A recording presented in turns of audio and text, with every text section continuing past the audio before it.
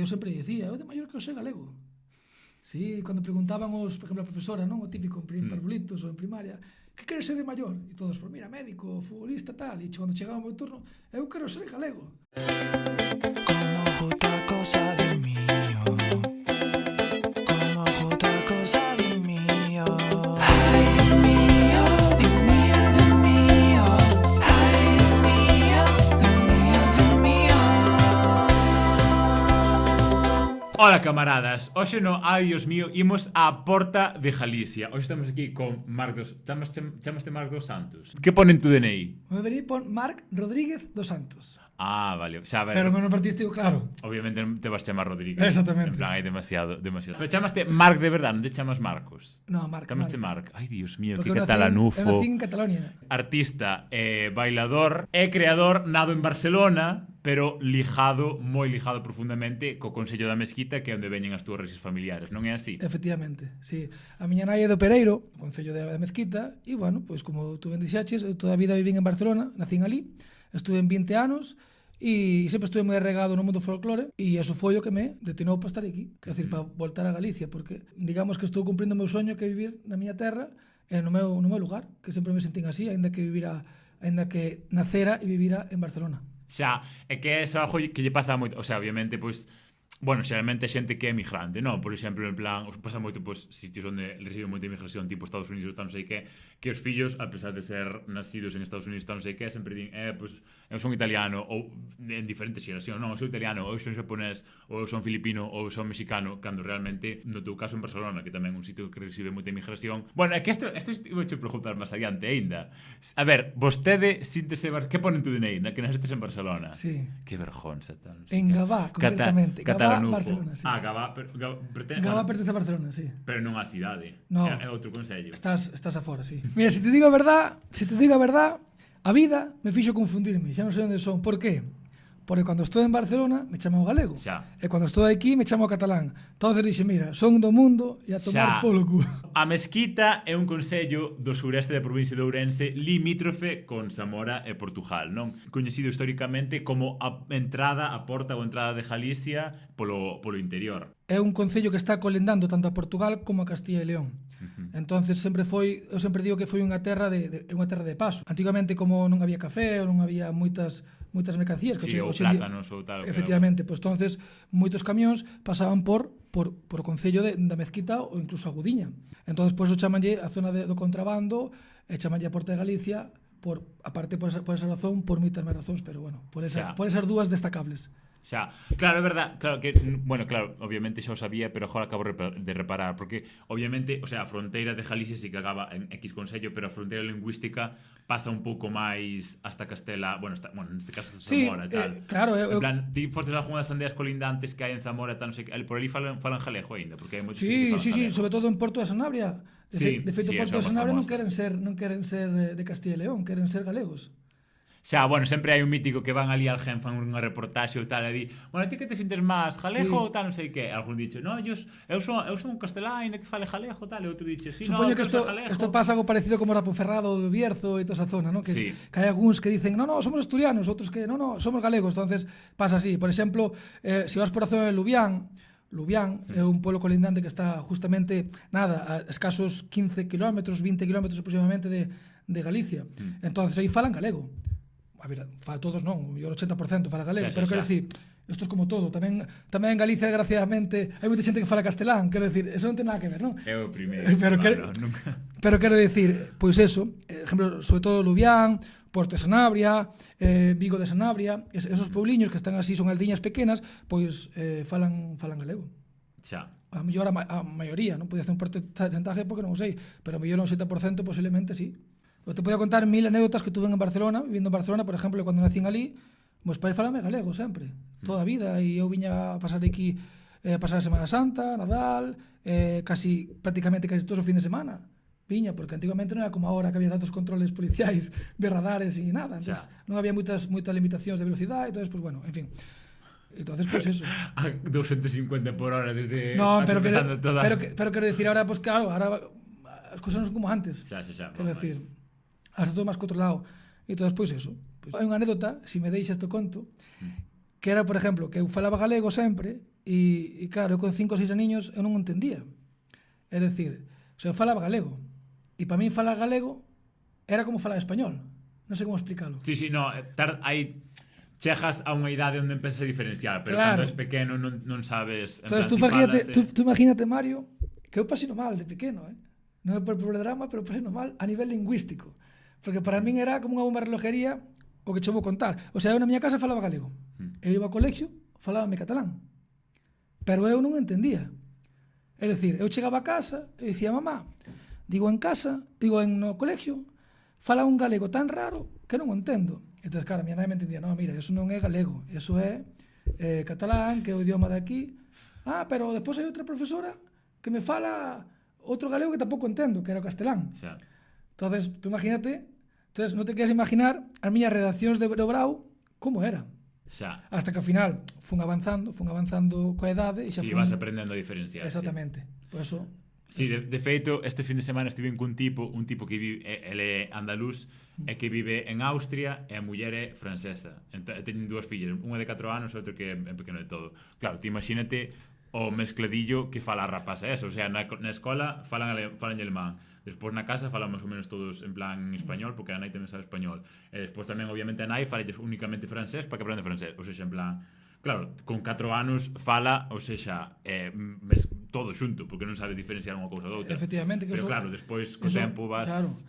Eu de feito unha vez fixera un vídeo cunha chavala que vive en plan hai moitos en plan youtubers así que son como políglotas e tal, non sei que. Ela tamén tiña así un canal, bueno, ainda ten, en plan un canal de YouTube que era como en plan falando de idiomas, de aprenderse idiomas, tal, non sei que. Ela é catalana e tamén tiña vídeos en catalán.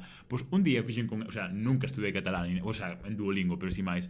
Un día fixen un vídeo con ela, estuvemos falando mellor por videochamada 2 horas ou así, xurche, que entendín o 95% de todo o que dicía, en plan, sí, super... enténdese moi ben. A mí o catalán gustaba moito, verdad?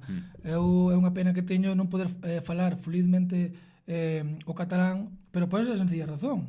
Quero dicir, eu non estou en contra ni moito menos, ao revés. Eu vou a repetir, eu creo que vimos un país ou un país de países, mellor dito, vimos un país de países donde temos esa riqueza das lenguaxes. Entonces non entendo a xente que queren oprimir as linguas, porque para min a mellor riqueza que hai no mundo é aprender lenguaxes e aprender diferentes culturas. Por eso me considero unha persona tradicional e folclórica de por vida, porque me gusta aprender tanto a cultura manchega, como a cultura andaluza, como a cultura Castilla y León, como a cultura asturiana, todo tipo de culturas, hasta incluso a portuguesa, a antillana, me gustan todo tipo de culturas y por eso me considero una persona tradicional. Tradicional. Que quede claro. Tradicional. ¿De qué tradición? Bueno, eso, tradicional é diferente de conservador. Bueno, tamén, depende. É que claro, a mí... Eu me considero unha persona conservador. Claro. Pero non conservador político, quero decir... Eu sí. No sentido de eso, de que hai tradicións que sí que hai que mudalas e outras non. Sabes, a mí gustame facer a matanza como se facía antigamente, pues saber como liñaban o liño antigamente as mulleres, ou os homes, quero dicir, ver o que facían antigamente nosas persoas. Sí, é que eso tamén é algo, porque claro, normalmente ao folclore, ou á música tradicional sempre se tachou moito o sea, non fascista como tal, pero sí como conservador, pero non cunha boa connotación, non. Eso é algo que sí que hai que traballar moito, porque claro, sempre se veu como o avance, como abstraerse, como deixar atrás a cultura e tal, non sei que, non sei canto, pero claro, moito diso tamén ven da utilización, por exemplo, aquí no regime franquista, ou por exemplo tamén en Alemanha, en plan de Hitler, da cultura tradicional española ou alemana, porque claro, eu viví en Alemanha 2 anos, e claro, ali ti cando ves algo que ti normalmente xente de fora relaciona como cultura tradicional alemana, como en plan o mítico, en plan Heidi ou tal, non sei que, claro, Baviera ou tal, non sei que, non sei canto, eles din, mima, vese super nazi ese, porque claro, o que fixeron foi instrumentalizar a cultura tradicional en plan de aquí de España e da de Alemania para os seus fins en plan políticos. Entón, sí que hai moita mala idea diso por ese pasado, non? Moitas veces. Sí, isto é un debate que tuve fai pouco cun amigo meu que cantante de flamenco, por ejemplo, que me dicen, joder, dice, sempre vou por aí cantando e me tachan como españolito. Sí, claro. Porque sempre estuvo arregado claro, foi utilizado o folclore andaluz, en este caso o flamenco, a bolerías tal, con algo español. Igual que as típicas sevillanas ou tal. No, é o que dixo eu, en plan, que está moi desnaturalizado polos fins políticos que se quedou a X cousas. Eso non me gusta. Creo que todo ten cabida. Todo ten cabida. Por eso non me gusta cando vexo mensaxes, sobre todo en redes sociais, excluindo a X personas. Se sienta galego, non se sienta galego, se sienta español, se sienta todo, aprender novas culturas. Que é o que nos vai facer sabios e avanzar. No seu pico de poboación, a Mesquita tiña preto de 3.000 habitantes. Mas hoxe en día só conta con preto 1.000 e pouco habitantes, non? Por aí, Sí, 1.200. Creo que son, para ser exactos, creo que son 1.200. Sí, a Mesquita ten 9 aldeas colindantes, que son Manzalvos, Vilabella, Santigoso, Chaguazoso, Esculqueira, Mezquita, Pereiro e Acanda. E creo que me falta un Cádavos, perdón. Me falta Cádavos. Ai, Dios mío, xente de Cádavos que se che vai botar en riba, non sei que, por non acordarte. No, porque tiene outras cosas, pero Cádavos. Cádavos o mellor. Cal é a mellor parroquia da Mesquita? O Pereiro. O Pereiro, por qué? Porque vivo eu. Eu estuve en toda a vida vivindo na ciudad e a mí nunca me gustaron as cidades. Non me gustaron as cidades grandes. Quero dicir, eu sempre estuve vivindo en Barcelona e eu sempre dicía, eu de maior que eu sei galego. Sí, cando preguntaban por exemplo, a profesora, non? O típico en parvulitos ou en primaria, que queres ser de maior? E todos, mira, médico, futbolista, tal. E cando chegaba o meu turno, eu quero ser galego. Me dice, pero como? Sí, eu quero... Claro, porque eu entendía, ou interpretaba, que ser galego era vivir en Galicia. Sí que me gusta estar na miña aldea, pero claro, o ocio teño que marchar fora. Vou moitas veces a Viana do Bolo, a Gudiña, o Concello do Lao, a Verín... Claro, toda a xente di, ai, non sei que pena que as aldeas queden sin xente, tal, non sei que, non sei canto, pero claro, é que non tes vías para manter a poboación, en plan, e non se dan respostas para iso, porque como en plan, e tamén, obviamente, hai que cambiar o paradigma de consumo, tal, non sei que, pero claro, a xente di, ai, que non hai nada que facer, tal, non sei que, vale, o sea, fanche realmente falta ter 17 restaurantes de sushi, 15 sitios para ir comer churrasco, 27 sitios para comer arepas, ter toda unha oferta cultural á túa man para despois estar todo o día na túa puta casa e non ir a ningún lado. O sea, non che fai falta todo iso. O sea, en plan, a xente tamén está un pouco loca co as opcións. Moita xente que vive na cidade se volve moi materialista. E sí que é certo que ahora que levo vivindo un ano e medio, máis ou menos, na aldea, estou valorando cousas, xa lo valoraba. Pero sí que é verdade, cada vez valoro máis pequenos detalles. Porque hai que facer o cambio de perspectiva, como che decía antes, en plan do paradigma de consumo, en plan de consumir non sei que non sei canto, tamén hai que facer un cambio de paradigma no que se valoran as cousas, porque hoxe en día, por exemplo, hoxe na escola, hoxe faiche calquer traballo ChatGPT máis ou menos decente ou así, entón tes que empezar a valorar outras cousas, obviamente, a presentación, o que ti, hai que empezar a valorar outros, e tamén hai que empezar a valorar a artesanía en todas as súas extensións, tanto sexa, obviamente, ti podes facer produción en masa de calquera cousa, non, pero obviamente a artesanía, o tempo que leva algo feito a man non se pode sustituir, o sea, eso non o pode facer unha máquina, entón eso é o que se ten que poñer en valor, non? Efectivamente, a eso quería chegar. Quería chegar que, por exemplo, antigamente unha persona que quería facer un disco se tiraba horas e horas e horas e horas no estudio. Un artesán de música. Claro, exactamente. Horas e horas no estudio. Para mí é un obrero de la música. Te tiraba horas e horas afinando unha nota e dicir, pues no tal. E hoxe en día, en menos de horas, xa te faz un EP ou un CD. De que eu, por exemplo, non me considero cantante, me considero intérprete folclórico e creador interpreto o meu xeito. Sí, home, joder, ao final, home, categorizas xente como cantante, pero obviamente para ser cantante tens que ser moitas máis cousas que cantante, tens que saber de dirección artística, tens que ter un justo portal, tens que saber de interpretación, tens que saber de visuais, tens que saber de 40.000 cousas. A mí, por exemplo, o artista máis completo que vin na miña vida foi Michael Jackson, que foi o mellor intérprete, o mellor creador. Foi, vamos, un concerto dele en vivo era... Eu non tuve a sorte de velo, pero sí que vin en YouTube.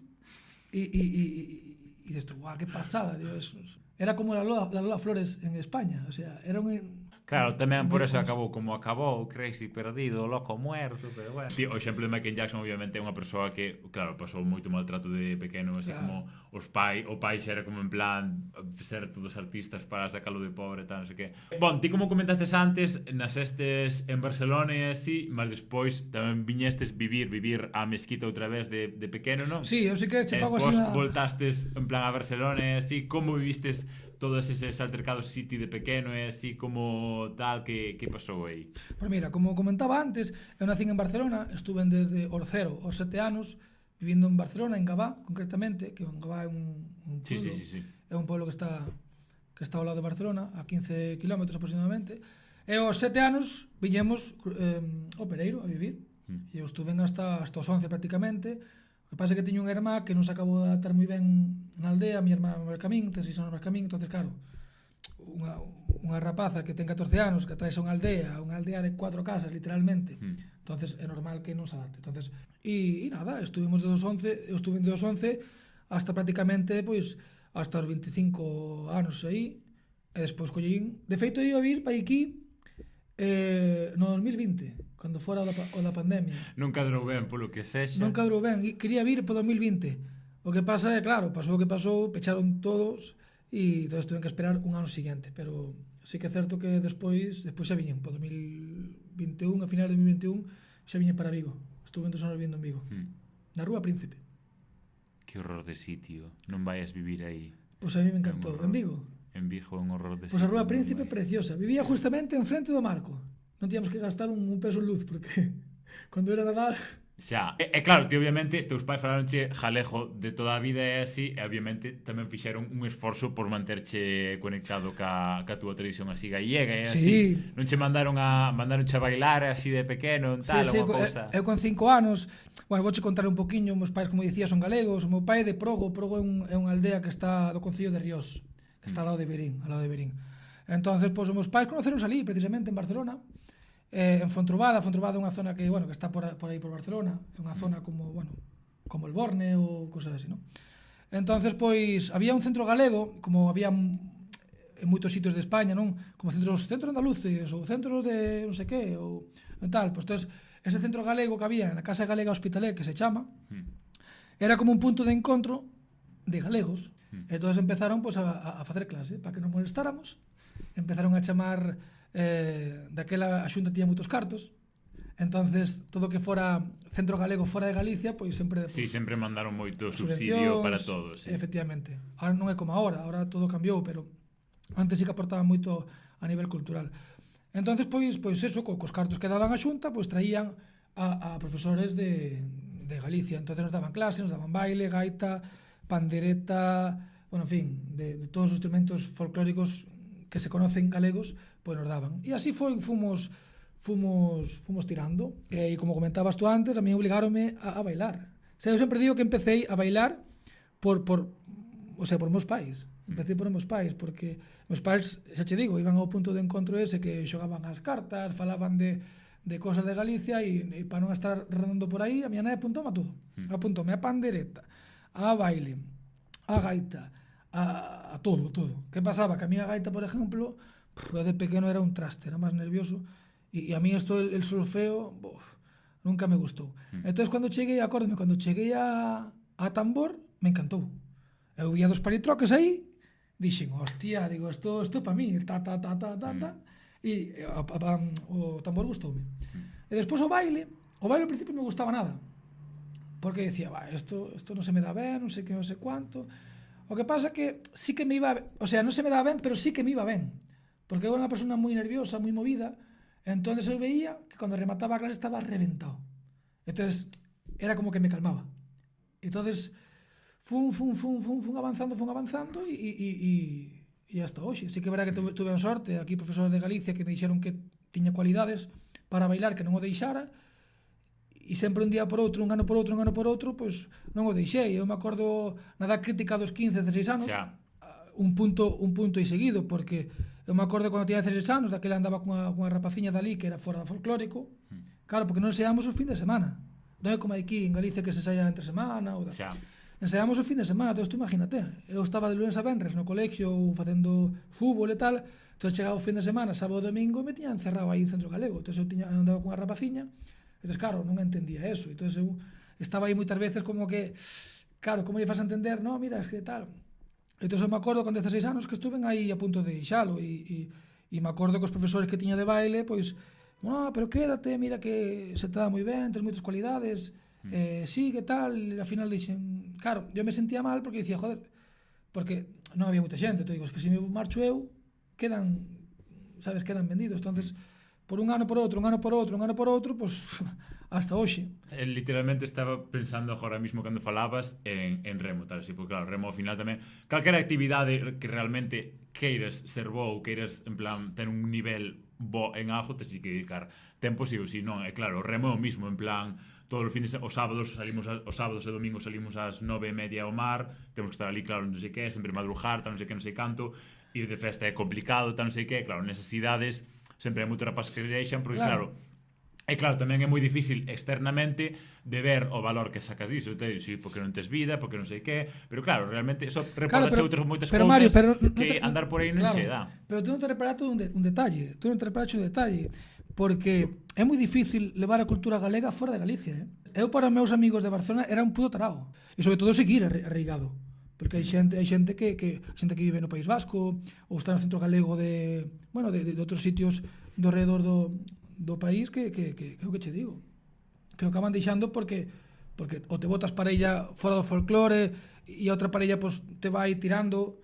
Entonces, claro, sí. Si te botas unha parella que está no círculo folclórico, aínda sigues, pero aún así me parece moi difícil porque non hai canteira, sabes? En Barcelona que está pasando, por exemplo, onde eu bailaba na Casa Galega Hospitalet, a nivel baile éramos brutales, éramos os mellores, de feito fóramos dos primeiros, ou creo que foi o primeiro, en ganar un Xacarandaina, ou un concurso que é de baile, en A Coruña. Entonces fomos o primer centro galego fora de Galicia en ganar un Xacarandaina. Se non me acordo mal, creo que fomos o primeiro ou un dos primeiros. Pero claro, outro día estaba mirando unha entrevista das dúas tanxugueiras que son xemelgas, de Olalla e de Sabela e tal. E claro, tamén contaban unha historia, o sea, a mesma historia que a ti, non? Que elas empezaron no folclore de pequenas porque non tiñan onde deixalas e era a onde ir a tal, non sei que. É que todo o mundo, claro, eu como tiña na miña casa os meus avós que podía quedar ali, nunca me tuveron que mandar a nada, porque xa quedaba na casa ben, e tal, non sei que. Pero vos tuvestes a sorte de que non tiñan con que quedar con vos e mandaron vos para aprender e tal. Sí, eu penso que a nosa generación, sobre todo eu que teño 30 anos, a miña generación dos 30, 28, 29 que teñen agora, eu penso que prácticamente, por non decir todos, o 80% aprendimos todos obligados. Igual alguén dirá que non. Eu a día de hoxe, por exemplo, se me replanteo ter que aprender a bailar outra vez todo o que sei, por eso, ahora que son profesor de baile, admiro moito a xente adulta que aprende un instrumento, xa sea gaita, pandereta, bailar. Xa, é moi complicado. Por que? Porque eu con 30 anos non teño nin as ganas, nin a paciencia para aprender un novo instrumento, o baile, xa, unha nova disciplina. Non podría.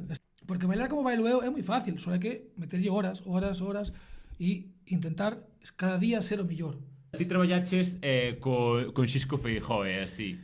Sí. Que supuso esa experiencia así para ti? Sí, mira, pois eu cando, como te comentaba anteriormente, eu aos 25 anos viña para aquí, para Vigo a vivir, e precisamente estou vivindo con Chisco 2 anos. Vivindo Chisco 2 anos porque Chisco era un dos profesores que me enseñou, foi prácticamente, creo que para min foi o único profesor que tuven que me enseñou da infancia hasta os 20 anos, enseñoume el.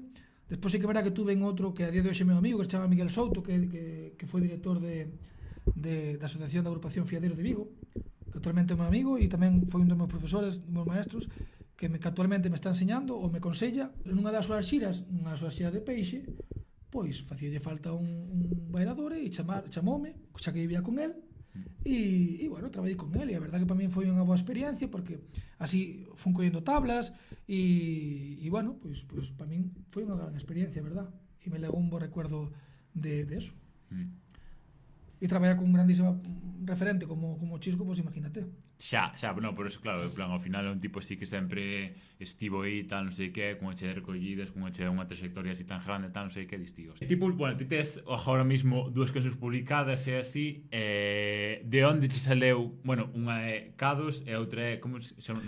Sí, eu teño 2 cancións publicadas en Spotify, bueno, en todas as plataformas, con unha que se chama Cucos de Curcubión, que fixera con Andrés Botureira, que bueno, esta experimentada, como ben dice a palabra, Cucos de Curcubión, é o canto de Curcubión, un canto mariñeiro.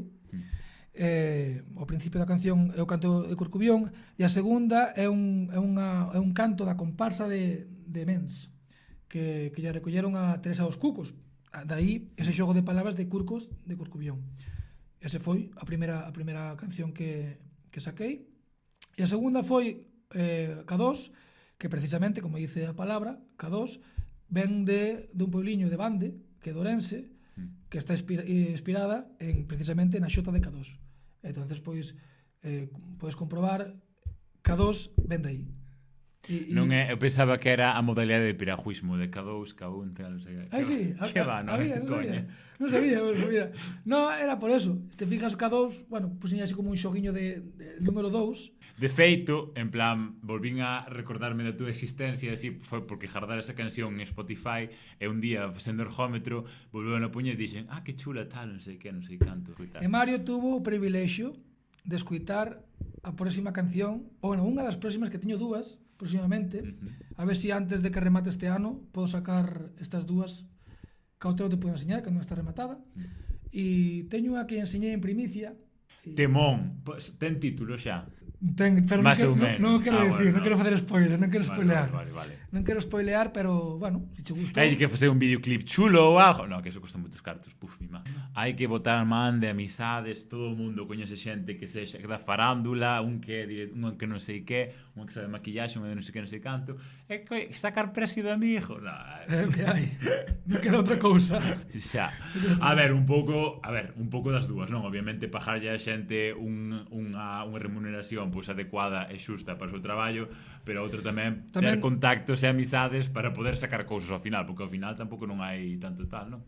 Claro, e sobre todo tamén é moi difícil estar solo. Quero dicir, ser un artista, como este caso que eu estou solo, xa. É moi difícil. Non é o mesmo ter un grupo, porque estás un grupo estás máis arropado, xa. A nivel tanto económico, xa, tanto conexións tamén é máis fácil. Como a nivel emocional tamén, porque hai días que digo, mira, pues non me vale a pena si non tes alguén que che tire... Pues mira, non me vale a pena, pues deixo aquí, sabes? E en cambio nun grupo pues, sempre hai unha persona que te tira, que veña, vamos a tirar para diante, non sei que. Da creación no rural, é así. Sí, como comentaba antes, tú alguna vez escutaches o que é silencio, Mario? Complicado hoxe en día. Pois eu na aldea, en ocasiones, bueno, mayoritariamente, o escuito o que é silencio. Todo ese silencio me fai moitas veces crear, porque me fai como meterme nunha burbuja en mi modo zen, e ese modo zen me fai crear en ocasións pois, armonías ou rítmicas e así. Eu a verdad que ahora non me acordo de ninguna, pero sí que é verdad que cando estou así sempre teño na cabeza moitos rítmicos, non? Moitas rítmicas e moitas cousas. O que pasa é que como eu non sou produtor e non sei producir, pois non son capaz de plasmalo nun ordenador. É o mal de moitos. Eso é unha cousa que quero aprender, de feito. Quero aprender, pois, saber un poquinho uns mínimos de nocións de produción, para polo menos o día que digo, hostia, pois mira, esta rítmica me mola, pois tan, vale, pum, deixalo guardado. Que pasa que moitas veces me acordo de cousa, isto ten que quedar maravilla. E o mellor, claro, o mellor día siguiente xa non me acordo.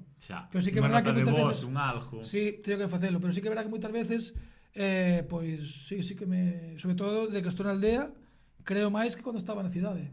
Eso 100%. Por qué? Menos ruido.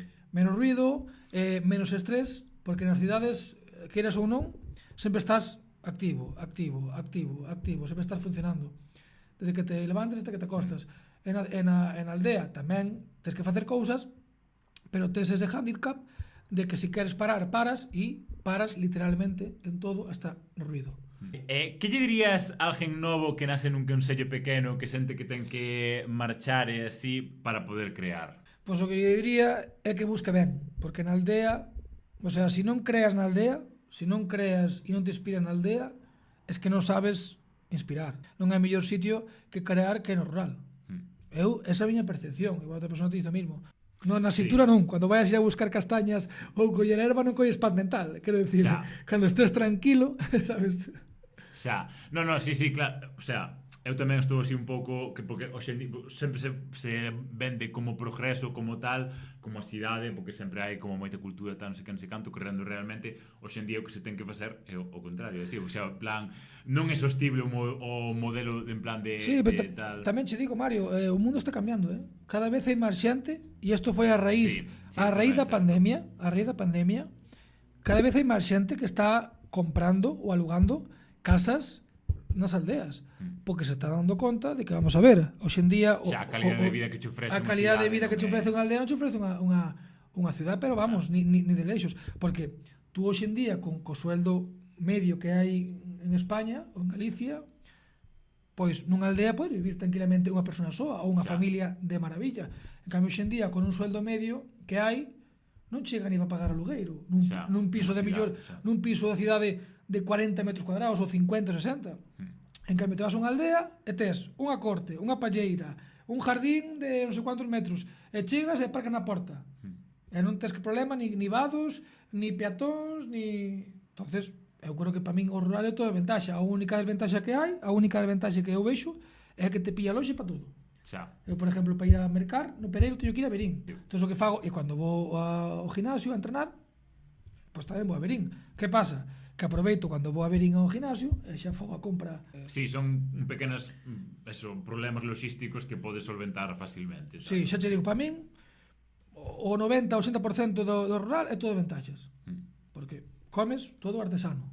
Toda a horta, se tes unhas pitas, pois mira, son ovos caseros, se tes, quero decir, 4 cousiñas xa comes e aforres. O que pasa que na vida, eu penso que na vida da ciudad ya non está de moda. Eu creo que as cidades xa se pasaban de moda. Os pisos. É imposible, inviable. No, é que de feito incluso, ainda falaba este fin de semana, en plan, ainda tendo un bo soldo, en plan, non así, o sea, ter fillos ou algo así é casi, o sea, implantexable, o sea, imposible. E pensar en adquirir unha vivenda no teu transcurso vital, outro tanto, hoxe en día é imposible. O sea, imposible para, non sei, moitísima, un porcentaxe alchimo do pobo. Claro, pero hoxe en día, Mario, quen ten fillos? Naide. Por qué? Porque xa non son capaces de poder sostener eles mismos. No, é que é imposible, non, imposible. Xa sea tú solo ou coa tua parella. É imposible. Entonces, ter outra boca máis que alimentar é moi jodido. A xente dice, non, ten de fillos, hai que procrear, xa, pero... Xa, pasando penurias. Claro, pasando penurias tampouco é traer unha persona ao mundo... Sí, non tes, xa. Entonces, claro, eu penso que o rural é a mellor maneira de progresar como humanidade. Eu penso que sí, A nivel progreso do humanitario, para min, o mellor. Por exemplo, eu cando vivía en Gabá, ali en Barcelona, e precisamente ir de Gabá a Barcelona eran 15 kilómetros e tardaba 45 minutos en chegar. Bueno, xa polo tráfico e tal. Por tráfico, semáforos tal, eu, por exemplo, na aldea non teño ese problema. Xa. Fago máis kilómetros e tardo menos. Entonces, por eso digo que para min é ventaxa, a única desventaxa é que te escoller o coche para todo. Para rematar, poden enjadir vostede o que considere necesario. A que non che gusta a pregunta. No, porque non sei que sonido, es que vamos a ver. Non sei que sonido como fai a grulla, es que non sei. Tes unha grulla, non tes unha grulla. No, un hanso. Teño un galo. O galo canta. No, o galo cando canta é día. Pero teño un galo que desafina. Que desafina? Escuta unha vez un galo que desafina? Claro, sempre din que o galo que se parece ao dono. No, pois pode ser. No, pero desafina, hostia. Deron un galo que pensábamos que estaba mudo porque non cantaba. E agora parece que empeza a cantar agora. Ao mellor si que é xordo, por eso non afina. Pois pode ser, non sei, pero hostia, nunca escutei un galo afónico, ou desafinado, hostia.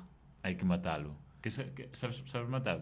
Ensino-te a matalo se queres. No, eu sei, pero me dá moita pena, porque sei que hai cariños animais, que hai moito cariño. A do rei, non queria falar do reis? Hostia, non falamos do reis. Porque non ves, que ao final salto de todo. Hai unha pregunta do reis. Sí, que tal a festa dos reis da mezquita? Pois moi ben, ali na festa dos reis hai unha peculiaridade que non sei se a conoces, que ali, por exemplo, as aldeas que engloba a mezquita fan as súas festas dos reis. Entón, ten unha peculiaridade, non sei se o fan aquí tamén ou non sei, pero ali o que fan son 3 días antes pre-reyes, é dicir, o día 3, o día 4 e o día 5. Entonces, que son? Hai un día na mezquita, por exemplo, hai un día que o día 3 solamente poden ir a xente da mezquita, o sea, do lugar, da aldea. O seguinte día solamente poden ir xente da aldea máis invitados. É dicir, se tu eres da mezquita, podes ir de invitados.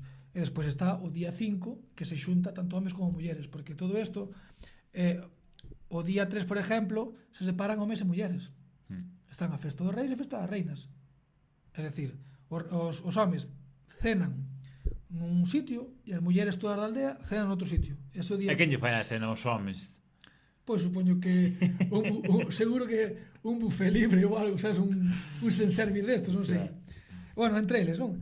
Entonces eso que che digo, que un día fan solamente os do lugar, na mezquita ou da esculqueira ou do que sea, sabes, do lugar, os homes por un lado e as mulleres por outro. O seguinte día os homes, tú por exemplo se son dali, te poden invitar a ti para que vayas, podes ir homes con mulleres separados, e despois o último día, que antes das vísperas de Reis, é cando se xuntan homes e mulleres para cenar todos xuntos e facer festa. E iso é a peculiaridade que ten a mezquita. Por exemplo, o que fan cada ano é elexir, na mezquita particularmente, creo que eligen, os homes eligen 2 reyes e as mulleres 2 reinas. Cada ano cambian. Por exemplo, este ano eligiron, os homes eligiron 2 reyes para o 2027 e as reinas, o sea, as 2 reinas eligiron xa para o 2027. É dicir, esas reinas que puseron para o ano que ven son as encargadas de facer a festa. Ah, bueno, xa claro. Non sei se me explico. Pois vaya mierda de reinado que tens que traballar ti. No, o que fai é organizar. O sea, tú, por exemplo, si somos reyes, por exemplo, pues temos que encargarnos de contratar unha charanga, contratar, pues, por exemplo, a comida, ou contratar o que sea, camareras ou camareros ou cociñeiras ou o que sea, porque eso que se contrata, sí. Entonces, en todo caso, as reinas e os reis son os encargados durante ese ano 2026 en preparar a festa para os reis siguientes. En todo caso, por exemplo, este ano fun a Esculqueira, que é un pueblo que está ao lado, que o fan diferente, non separan por sexos, por género, van todos xuntos. Entonces, o que fan ali eligen unha reina e un rei. Entonces, o único pueblo que eu teño constancia que separan é na mezquita. Na mezquita separan homes por un lado, mulleres por outro, os primeiros días, o segundo día son invitados, chamase Día dos Invitados, e o tercer día é cando se xuntan homes e mulleres. Entonces, pois eso. En a Esculqueira, por exemplo, a súa peculiaridade é que non eligen 2 reyes de homes, ni 2 reinas de mulleres, sino cada ano eligen. Claro, porque xa non hai tanta xente para escollerte. Claro, efectivamente. Entonces, pois eso é a historia, a peculiaridade dos reyes de mezquita. A verdad, é unha cousa que se leva facendo moito tempo, pero sí que é verdade que cada vez está cogendo máis auge. Sí que é certo que cada vez a xente gustalle máis e é unha cousa tradicional que a min, la verdad, que a nivel cultural me fascina que se siga mantendo, sobre todo nesa zona, e a ver si espero e deseo que eso polo menos non quiten a nivel cultural, porque xa. Entonces, pois eso. Bueno, me quitar non vean quitar, home. O malo é que haba xente para continuar. Efectivamente, a eso me refería. Bueno. Que queden sin xente as aldeas. Para facelo. Bueno, pois haberalle que ir á festa. Bueno, este ano xa pilla un pouco tarde. Bueno, pois o 2027, po 2027 pode vir. Festa dos Reis 2027, aí vamos. Home, tes que vir. Estás máis que invitado no Pereiro, se queres vir algún día, estás máis que invitado. Veña, vamos todos ao Pereiro. Bueno, ahora non te aconsello porque ahora é máis neve que... Xa. Bueno, po ano... Bueno, non dicían que había cambio climático. Por que neva agora? Claro, porque os cambios climáticos son fenómenos climatológicos extremos tanto para un lado como para outro. Efectivamente. Bueno. Bon, pois... Que sal enjadir algo máis? Que che quedou atrás? Pois, eu en principio quero que nada. Tú queres decir algo, Mario? Non, tampouco. E de escoitar as cancións deste home que están moi boas e atentos ás que vai a sacar porque tamén van ser boas e tal. Sí, eu nada, decir moitas gracias por a invitación, Mario. De verdade estuve moi a gusto. Claro, obviamente. Espero e deseo... Faltaría máis. Espero e deseo volver en outra ocasión. En outra forma ou non sei que. Bueno, e espero que cando veñas, por favor, me planches esta tela. Bueno, xa está, pero vamos a ver, pero que eu non sei... teño que comprar unha destas de facer... Xa te dixeron en outros capítulos, creo... Xa te dixeron outros capítulos que tienes que planchar isto. Ahora venden unha poreta en Amazon. Claro. Bueno, pitamos aí Amazon. En Amazon. Sí, en Amazon. Que va moi ben, tienes que planchar isto, porque isto... Bueno, por lo demais, todo moi ben. Moi contento de estar aquí. E nada, moitas gracias. Que decir? A vostede por tomar o tempo de vir ata aquí tal, good old Boiro, que Boiro é un sitio chulísimo para aquí. Que eu veño do Pereiro, acordadevos de onde veño. Bueno, iso, moitos obrigados e así, ata outra e así, Ata logo, camaradas. Camaradas. Venga, 1, 2, 3. Amor, camaradas.